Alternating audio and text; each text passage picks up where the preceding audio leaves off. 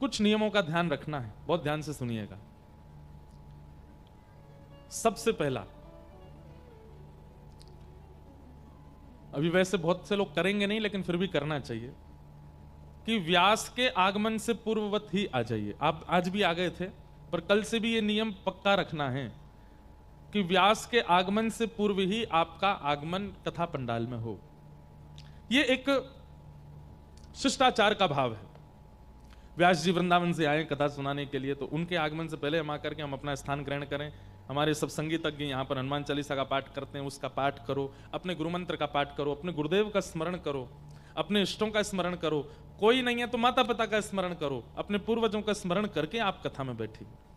आपके लिए बहुत आसान लगता है कि बगल में घर है, निकल के आगे बैठ गए कथा में, लेकिन भागवत जी कहते हैं भाग्योदयेन बहुजन्म समर्जितेन सत्संगमं च लभते पुरुषो यदा वै अज्ञान हेतु कृतमोह मदांधकार नाशम विधाय हितदोदयते विवेक। आपको बहुत आसान लगा होगा गाड़ी में बैठ के, बाइक पे बैठ के, या कैसे भी आ गए कथा में, पर कथा के भाव में प्रवेश करना, इसके पीछे कितने लोगों का हाथ होता है आप नहीं जानते। आपके गुरु की कृपा, आपके इष्टों की कृपा, आपके पूर्वजों की कृपा, आपके माता पिता की कृपा, आपके पूर्व जन्म के पुण्य सब एक साथ जब फलीभूत होते हैं, तब सत्संगमं च लभते पुरुषो यदा वै, तब सत्संग की प्राप्ति होती।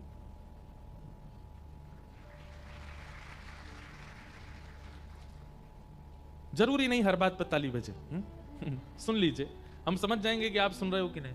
पर इसमें एक बात का मैं संशोधन करना चाहता हूं।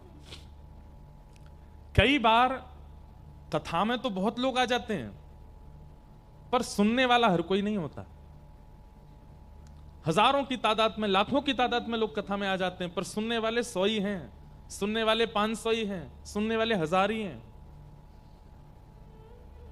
जो कथा श्रवण करके सुन रहा है, समझ रहा है और परिवर्तित हो रहा है, वही श्रोता है। उसी के इष्ट की कृपा है, उसी के गुरु की कृपा है, उसी के पूर्वजों की कृपा है। विद्यार्थी तो हजारों जाते हैं विद्यालय में, पर श्रेष्ठ विद्यार्थी गिनती के ही होते हैं जो पढ़ाई में अच्छे होते हैं। क्लास में तो बहुत सारे बच्चे बैठते हैं, पर एग्जाम पास आउट करने वाले कुछ ही होते हैं। ठीक वैसे ही कथा में भीड़ कितनी ये बड़ी बात नहीं, सुनने वाले कितने, और जो सुन रहा है, जो समझ रहा है और जो लागू कर रहा है जीवन में, उसके इष्ट की कृपा है, उसके पूर्व जन्म का भाग्य उदित हुआ है, उसके गुरु की कृपा हुई है, उसके पिता माता की कृपा है। इसलिए परिवर्तन की इच्छा से यदि कथा में आते हैं, भगवत दर्शन की इच्छा से कथा में आते हैं, जीवन सुखद और अनमोल है ऐसा मान करके कथा में आते हैं, तो पूर्व आइए, अपने गुरु को प्रणाम, अपने इष्ट को प्रणाम, अपने माता पिता को प्रणाम, अपने गुरु मंत्र का जप, हनुमान जी को प्रणाम, क्योंकि मुख्य श्रोता भागवत जी के, रामायण के हनुमान जी। यत्र यत्र रघुनाथ कीर्तनम तत्र तत्र कृतमस्तकांजलिम बाष्पवारि परिपूर्ण लोचनम मारुतिम नमत राक्षसांतकम। हनुमान जी हैं प्रमुख श्रोता, उन सबको वंदन कीजिए, पहला नियम। दूसरा नियम, पहले दिन जहां बैठे हैं प्रयास कीजिए 7 दिन तक वहीं बैठो। कई बार क्या होता है, इधर देखो, माताएं कह रही हैं देख मेरी जगह है, यहां मत बैठ जाना। हमारी बात सुनो, उसके पीछे कारण क्या है। वक्ता कई बार आपसे आई कांटेक्ट करता है, कई बार आपको देखता है, और ऐसा मैंने अनुभव किया है कि व्यास मंच पर बैठ के जैसी कथा प्रारंभ होती है ना, वक्ता और श्रोता एक दूसरे के मन के भाव समझने लग जाते हैं। अब श्रोता यदि स्थान परिवर्तित करता रहता है, इधर उधर कहीं भी बैठता रहता है, तो वक्ता से उसका जो कांस्टेंट एक लगाव है वो नहीं बन पाता। इसलिए स्थान एक ही रखिए। कई बार आप बेमन से कथा सुन रहे हो, लेकिन स्थान एक ही चुना 7 दिन तक, तो भी कथा बहुत हद तक आपके चित्त में चली जाएगी। इसलिए स्थान मत छोड़िएगा। आसन का, स्थान का बहुत महत्व है। आज चुन लीजिए, और हो सके तो बगल वालों को बोल दो कल मैं यहीं बैठूंगा। और कोई बुराई नहीं इसमें, अपना आसन संग लाइए, उस पर बैठिए। हाँ बस ठीक है, हो गई बात, सुनो अब कथा। दूसरा नियम। तीसरा नियम, जिज्ञासाओं के बगैर कथा मत सुनिएगा। वो बात अलग है कि आप पूर्व में इतने रसिक जनों की, संत जनों की कथाएं सुन चुके हैं कि अब आपके चित्त में कोई जिज्ञासा नहीं है, तो बहुत अच्छी बात है।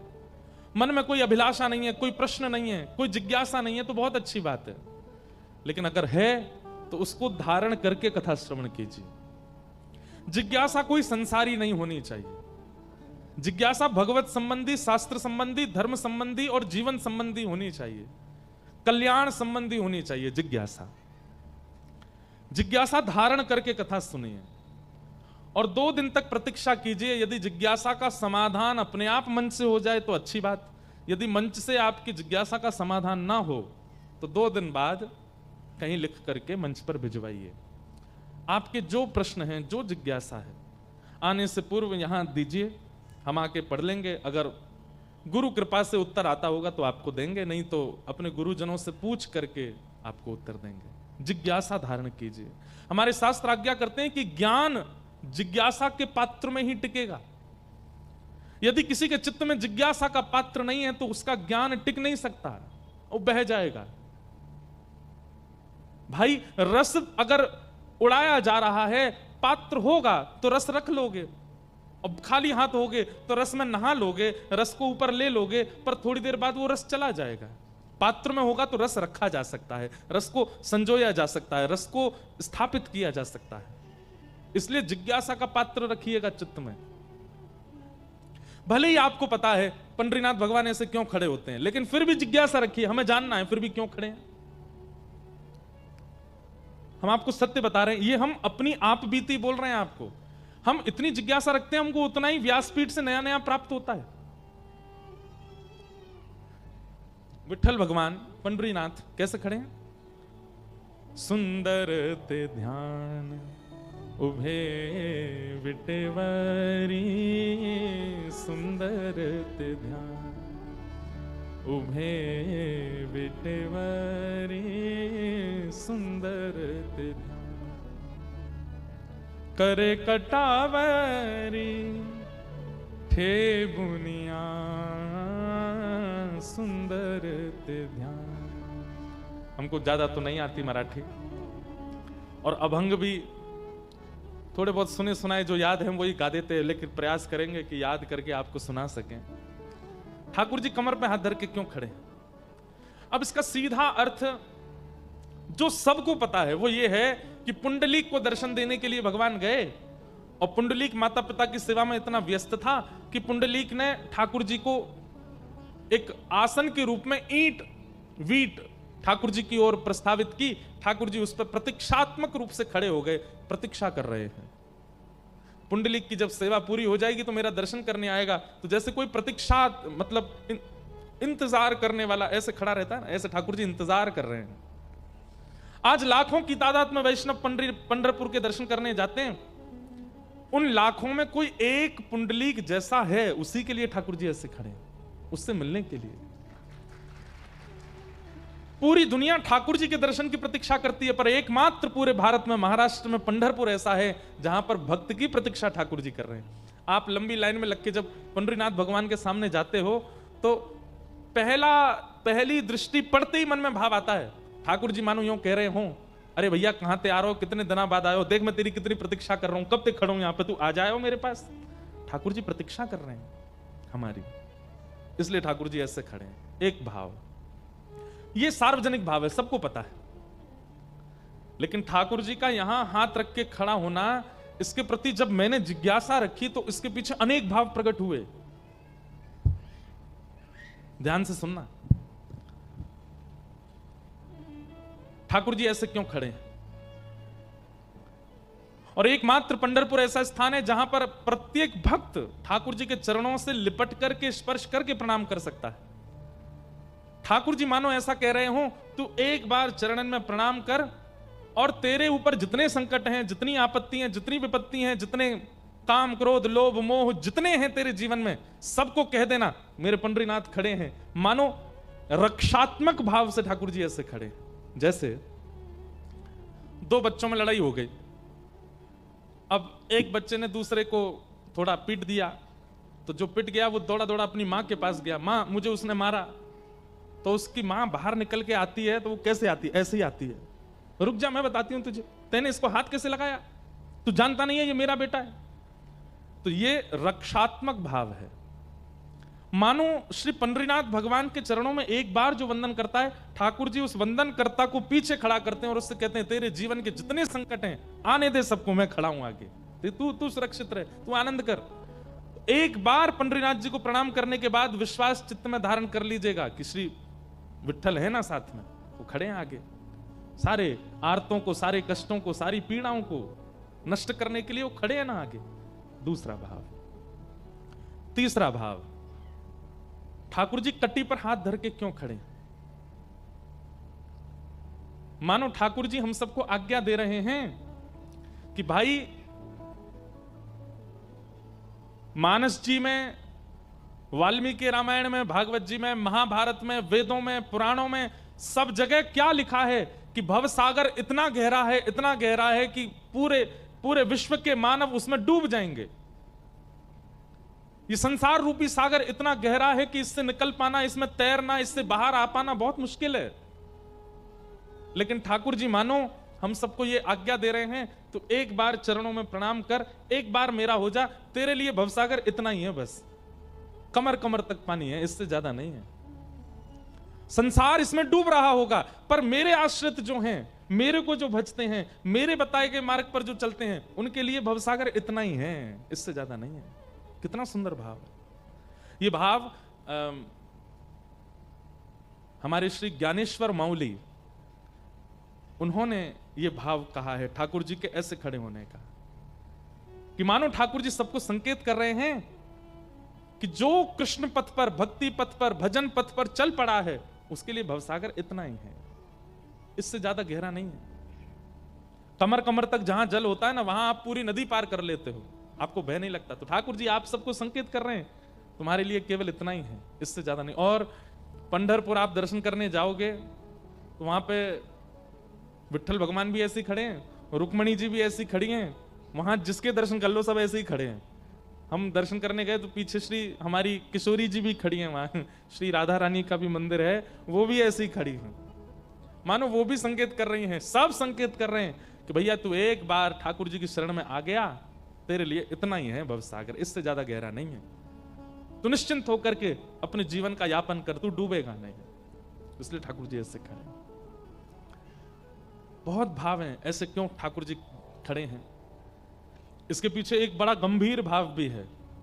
ठाकुर जी मानो आज्ञा कर रहे हैं, बोले भैया कटी पर हाथ धर के मानो उदर के लिए संकेत कर रहे हैं, बोले इसको संभाल लो बस। अगर इसको तुमने संभाल लिया तो बाकी तुम कुछ करने की आवश्यकता नहीं, क्योंकि जीवन में जितने पाप होते हैं, जीवन में जितने दुष्कर्म होते हैं, जीवन में व्यक्ति जो कुछ भी करता है वो कई कहते हैं पापी पेट के लिए करता है। इसको संभाल लो बस, ठाकुर जी संकेत कर रहे हैं, बाकी कुछ भी करने की आवश्यकता नहीं, इसको संभाल लो, इसको जितना हो सके सीमित रखो, तुम्हारा जीवन आनंद। बहुत सारे भाव हैं, ठाकुर जी ऐसे क्यों खड़े? ये कैसे प्रकट हुए भाव? जिज्ञासा। अगर जिज्ञासा नहीं होगी तो हम एक ही भाव में आनंदित हैं कि हाँ ठाकुर जी ठीक है, पुंडलिक के लिए ऐसे खड़े हैं, पर जिज्ञासा प्रकट हुई तो अनेक भाव प्रकट हो गए, ठाकुर जी ऐसे क्यों खड़े हैं?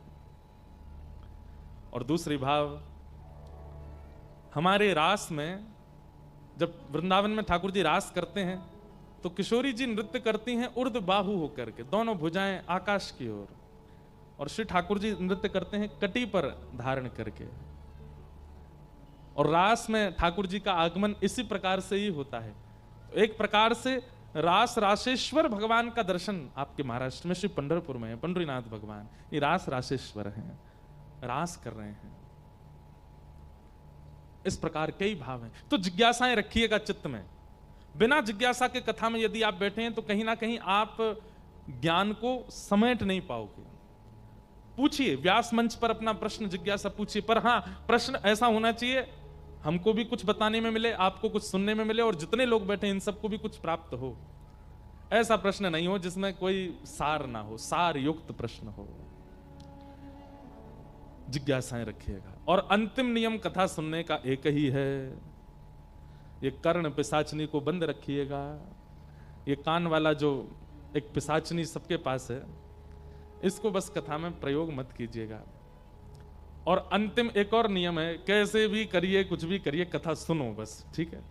चाहे लेट के सुनो, चाहे पढ़ के सुनो, चाहे खा के सुनो, चाहे बैठ के सुनो, चाहे नाच के सुनो, बस कथा सुनो। ये सारे नियम हैं। आज प्रथम दिन का सत्र हम लोग मंगलाचरण के साथ प्रारंभ करते हैं और आज महात्म की कथा श्रवण करेंगे। सच्चिदानंद रूपाय विश्वोत्पत्त्यादि हेतवे तापत्रय विनाशाय श्री कृष्णाय वयं नमः। यं प्रव्रजन्तमनुपेतमपेतकृत्यं द्वैपायनो विरह कातरया जुहाव पुत्रेति तन्मयतया तरवोभिनेदु तं सर्वभूत हृदयं मुनिमानतोऽस्मि। सच्चिदानंद रूपाय, भगवान के 3 रूप बताए गए हैं, सत्य, चैतन्य और आनंद। अनेक व्याख्याएं इस श्लोक की होती हैं, पर हमारे मन में एक अद्भुत व्याख्या आती है। सत्य परमात्मा को, परमात्मा सत्य है, ये बात सब जानते हैं। सत्य परमात्मा को जिस दिन आपने चैतन्य मान लिया, उसी दिन से आपके जीवन में आनंद का प्रारंभ हो जाएगा। सच्चिदानंद रूपाय, बहुत ध्यान से सुनिएगा। सत्य परमात्मा को जिस दिन आपने चैतन्य मान लिया, चैतन्य मतलब अभी हमारे मन में कहीं ना कहीं भ्रांति आती है कि ठाकुर जी जड़ हैं। जैसे ये स्टैंड है जिस पर माइक है, ये क्या है? ये जड़ है। इसको फेंक दो, इसको पटक दो, इसको गर्मी में फेंक दो, इसको ठंड में डाल दो, इस पर कोई असर नहीं पड़ेगा। क्यों? ये जड़ है।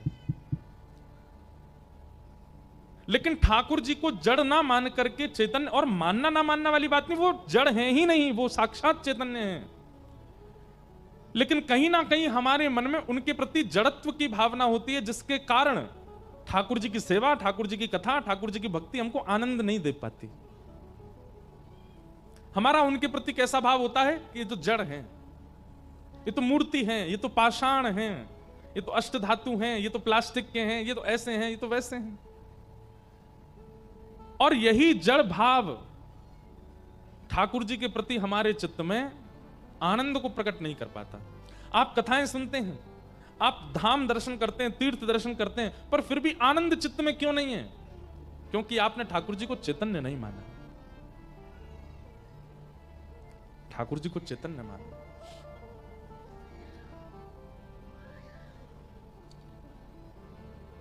श्री तुकाराम जी महाराज, श्री नामदेव जी महाराज, इन्होंने ठाकुर जी को जड़ नहीं माना, चैतन्य माना। श्री भक्तिमती मीराबाई, ठाकुर जी उनके लिए जड़ नहीं है, चैतन्य है। सब लोग इधर देखो, इधर देखो, यहां देखो, कथा सुनो।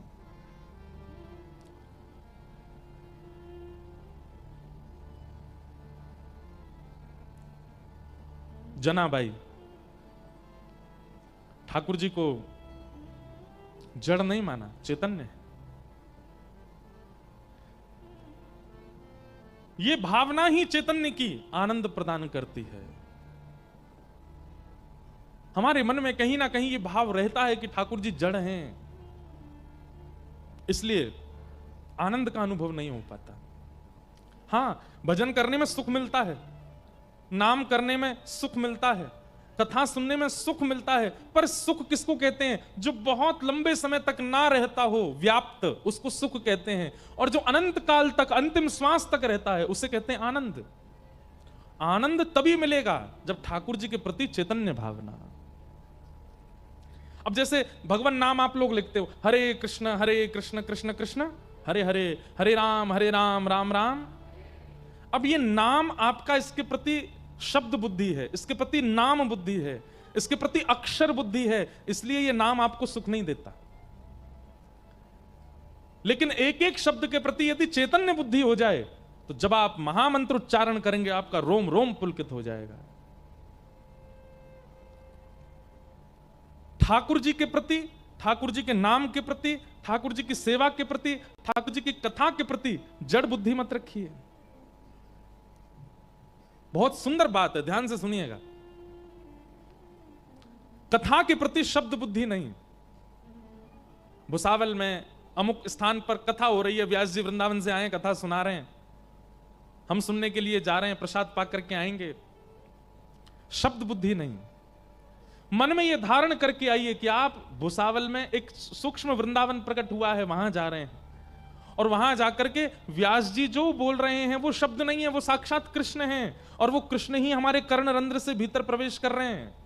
ये भावना जैसे ही आप धारण करके कथा में बैठेंगे, नेत्र खुल नहीं पाएंगे आपके, अविरल अश्रुधार गिरने लगेगी, रोम रोम पुलकित हो जाएगा। कथा के प्रति शब्द बुद्धि नहीं। नाम के प्रति आपसे कहा जाता है कि नाम जपो, आप नाम जैसे ही बोलते हैं, नाम बोलते ही आपके उसके प्रति अक्षर बुद्धि होती है। अक्षर नहीं, चैतन्य। जब आप कहो हरे कृष्ण, तो आपके नेत्रों में ठाकुर जी का वह अद्भुत रूप प्रकट होना चाहिए। हरे कृष्ण दूसरी बार कहो तो दूसरा रूप प्रकट होना चाहिए। कृष्ण कृष्ण तो दो भिन्न भिन्न ठाकुर जी के अनन्य रूप प्रकट होने चाहिए। हरे हरे उनकी जय हो, जय हो। फिर हरे राम राम राम हरे हरे। जितनी बार ठाकुर जी का नाम उच्चारण करें उतनी बार एक छवि प्रकट होती है चित्त में, तो आपका नाम जपना सार्थक है। नहीं तो रट्टू तोता की तरह बन जाओगे। ठीक है, हमारे मानस जी में कहते हैं भाव कुभाव अनख आलसहु, नाम जपत मंगल दिश दसहु। आप कुभाव से भी नाम जपोगे तो नाम कल्याण तो करेगा, पर इतना समय नाम जप में व्यतीत कर रहे हो तो फिर उस नाम को विधि से जपिए। जब नाम उच्चारित हो तब चित्त में छवि आनी चाहिए, तब चित्त में स्वरूप आना चाहिए।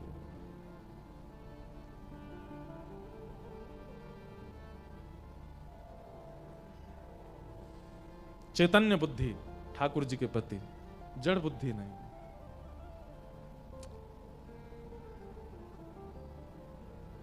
आप लोग कहते हैं, कई बार लोग मिलते हैं, महाराज जी सेवा का कोई नियम बताइए। हम ये कहते हैं ठाकुर जी को जिस दिन आप चैतन्य मान लेंगे उस दिन आपको किसी से पूछने की आवश्यकता नहीं है कि सेवा का नियम क्या है। चैतन्य स्वरूप ठाकुर जी का अपने आप सेवा कराएगा आपसे। वह व्यवहार, वह स्वभाव ठाकुर जी के प्रति जो आपका बन गया, वो अपने आप आपसे सेवा निवृत्त आपको सेवा में पहुंचाता रहेगा। वैष्णवों के प्रति मानव बुद्धि नहीं, वक्ता के प्रति मानव बुद्धि नहीं, गुरु के प्रति मानव बुद्धि नहीं, उनके प्रति हरिजन बुद्धि। ये ठाकुर जी के जन हैं, ये ठाकुर जी ही हैं, ऐसी भावना चित्त में आ जाए।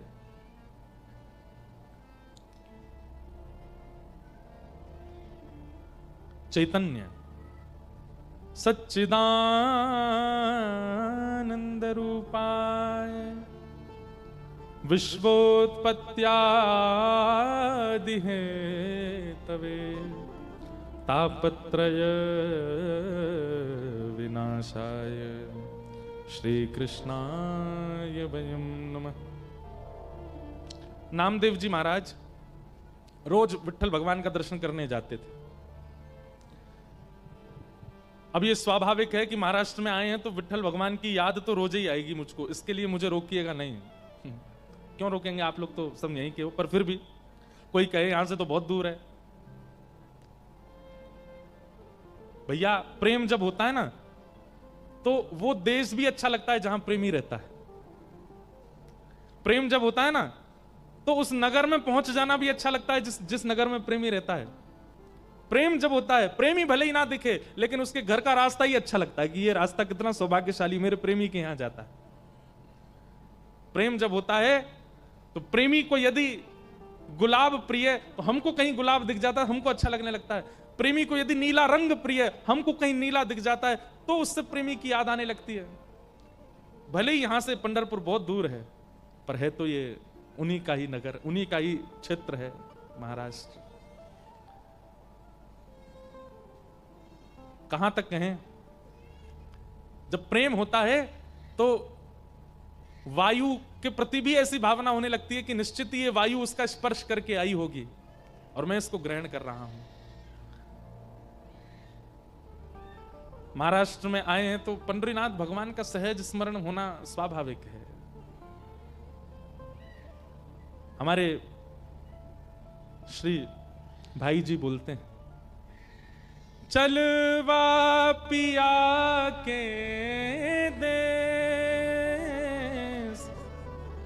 चलवा पिया के देश, सजनी चलवा पिया के देश, ओ सजनी चलवा पिया के देश, ओ सजनी चलवा पिया के देश, ओ सजनी चलवा पिया के देश। ये देश महाराष्ट्र पंढरीनाथ जी का है। यहाँ उनका सहज स्मरण होना स्वाभाविक है। ऐसा लगता है यहाँ बहने वाली वायु उन्हीं को छू करके आई है, इसलिए उनका स्मरण कराती है। जहाँ नहीं मोह ममता की रजनी, जहाँ नहीं मोह ममता की रजनी, जहाँ ना बिछो कलेश, जहाँ ना बिछो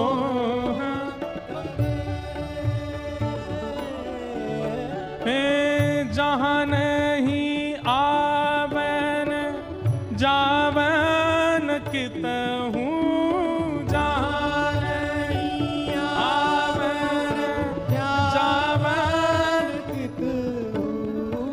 पिय संग नित्य मिलाप हो, पिय संग नित्य मिलाप। हाँ सजनी चलवा पिया के देश, ओ सजनी चलवा पिया के देश, हाँ चलवा पिया के देश, चलवा पिया के देश, सजनी चलवा पिया के देश, ओ सजनी चलवा पिया के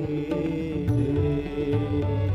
ओ जहाँ नहीं होत अंग संग कबहू, जहाँ नहीं होत अंग संग कबहू, मिले रहे दिन रैन, मिले रहे। कितनी सत्य बात कहते हैं भाई जी कि जहां नहीं होत अंग संग कबहू मिले रहे दिन रैन। ये तो बात हम अपने ऊपर घटा करके आपको बता सकते हैं। हम आए भुसावल हैं, आए महाराष्ट्र में हैं, पर रोम रोम एक एक अंग को ऐसा अनुभव हो रहा है मानो श्री पंढरीनाथ के पास आ गए हैं, श्री विठ्ठल के पास आ गए हैं, श्री रुक्माई के पास आ गए हैं। अभी उनको स्पर्श करने का, देखने का, दर्शन का भी सौभाग्य नहीं मिला है, लेकिन केवल महाराष्ट्र में आने मात्र से ऐसा अनुभव हो रहा है कि हम उन्हीं के समीप हैं। कानों को उन्हीं का स्वर सुनाई दे रहा है, नेत्रों को वही दिखाई दे रहे हैं, जीव उन्हीं को गा रही है। जहां नहीं होत अंग संग कबहू, फिर भी मिले रहे दिन रैन।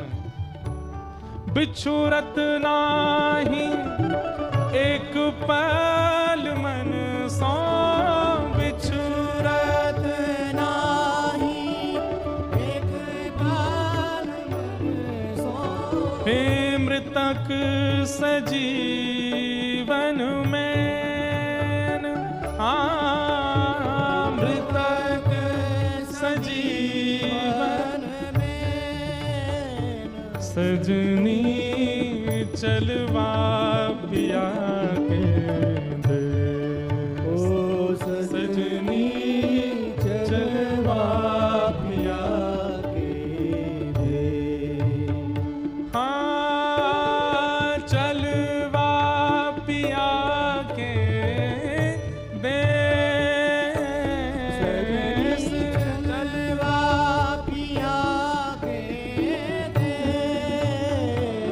सजनी चलवा पिया के देश। ओ सजनी चलवा पिया के देश। हाँ, सजनी चलवा पिया के देश। ओ सजनी चलवा पिया के देश। हमारे पूज्य श्री भाई जी का ये भाव है, और ये भाव सार्थक होता दिखता है कि केवल नगर में आने मात्र से, प्रांत में आने मात्र से इष्ट की इतनी स्मृति बनना। तो श्री नामदेव जी